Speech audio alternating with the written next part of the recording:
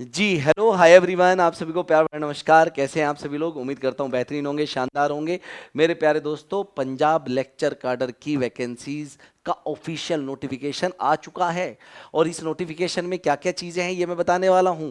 Subject wise vacancy भी आ चुकी है, कौन कौन एलिजिबल है, एलिजिबिलिटी क्राइटेरिया क्या है, इसकी बात हम लोग करने वाले हैं। क्या आपको पंजाबी चाहिए 10th में या नहीं चाहिए, इसकी बात करने वाले हैं। वो जो 5 साल का रिलैक्सेशन कहा था कि 5 साल का एज का रिलैक्सेशन आपको मिलेगा, कि क्या वो मिल रहा है या नहीं मिल रहा है, ये बात करने वाले हैं।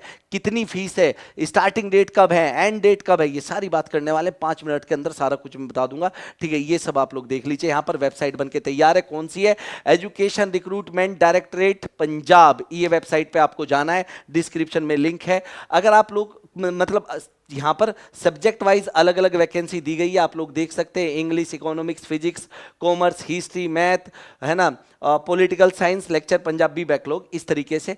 मान लीजिए अगर आपने फिजिक्स के बारे में देखना है तो फिजिक्स पे जस्ट क्लिक करना है आपने। इसे थोड़ा सा मैं बड़ा कर लेता हूँ। कौन सी वेबसाइट पर जाकर आप फॉर्म भर सकते हैं और कब से कब तक भर सकते हैं? तो 1 जुलाई से स्टार्ट है और 31 जुलाई तक आप ये फॉर्म फिल कर सकते हो। लेकिन कई लोग सोचते हैं कि हम तो बाद में कर देंगे, आराम से कर देंगे, कोई दिक्कत नहीं। लेकिन ऐसा नहीं करना मेरे भाई। टाइम से आप लोग ये सारी अपना फॉर्म जरूर फिल कर देना। टाइम से फॉर्म फिल जरूर कर देना, ठीक है? लेट मत करना मेरे भाई। अब अगर मैं यहां पर क्लिक करूं तो यहां पर देखो, मुझे वेबसाइट दिखानी थी तो ये रही वेबसाइट भी। एक सेकंड रुक जाइए, आ जाओ मेरे भाई। इस वेबसाइट पर जाकर erd.punjab.gov.in, यहां पर जाकर आप 1 तारीख से लेकर 31 तारीख के बीच में कभी भी फॉर्म फिल कर सकते हैं। लेकिन मैं आपको कहूंगा कि 10 तारीख से लेट मत करना। सारे फॉर्म 10 तारीख तक, जिस जिस स्टूडेंट ने फॉर्म फिल करना है 10 तक या 15 तक कर देना। ये नहीं सोचना, कुछ होते हैं लोग हमारे जैसे, बाद में देखेंगे 25 तारीख को, 28 तारीख को, लेकिन ऐसा नहीं करना मेरे भाई, ठीक है? अच्छा, पेपर एक ही होने वाला है। पहले मैं यहीं पे रोक के आपको बता देता हूँ, 2 पेपर नहीं हो रहे। पहले सोचा गया था कि सब अंदाजा लगा रहे थे पेपर 1 होगा, पेपर 2 होगा। ऐसा कुछ नहीं है, सिर्फ एक पेपर होगा, 150 नंबर का होगा। सबसे बड़ी बात है, निगेटिव मार्किंग नहीं होने वाली, नहीं होने वाली, नहीं होने वाली, ठीक है? आपके यहाँ पर 55% मार्क्स होने चाहिए। अगर मैं फिजिक्स की बात करता हूँ तो फिजिक्स में क्या कह रहा है? Should have passed MSc physics और अप्लाइड फिजिक्स और न्यूक्लियर फिजिक्स, और पास्ड होना चाहिए, ये भी लिखा गया है, ठीक है? अपियर वाले नहीं है कि अगर आप एमएससी फर्स्ट ईयर में है तो क्या हम कर सकते हैं या नहीं कर सकते, ऐसा कुछ नहीं है। यहाँ पर पास्ड होना चाहिए, यहाँ पर, या फर्स्ट सेमेस्टर में, सॉरी, ये मैं कह रहा था।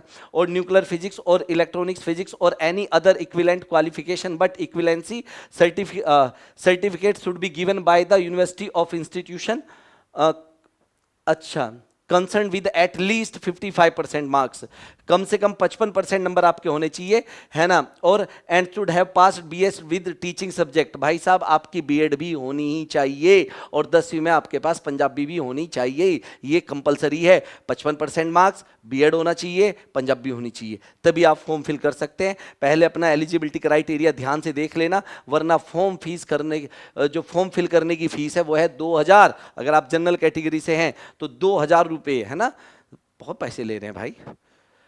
अब इसमें अगर मैं एज की बात करूं तो कई लोग सिर्फ इसे देख के डर जाएंगे कि 1 तारीख तक, 1/1/2026 तक आपकी जो एज है वो 18 से 37 के बीच में होनी चाहिए। तो कई लोगों ने सोचा होगा देखते ही कि भाई साहब 5 साल कहाँ गए, वो जिसका वादा किया गया था। तो वो 5 साल की बात अगर की जाए तो 8वें में ये बात की गई है, ठीक है? 5 ये लिखा हुआ है कि जो गवर्नमेंट ने वादा किया था उसके हिसाब से आपको 5 साल का रिलैक्सेशन दिया जा रहा है। फॉर्म फीस 2000 जनरल, अगर आप कैटेगरी से हो, ओबीसी से 1000, और एससी एसटी से है तो आपकी कोई फीस नहीं लगेगी।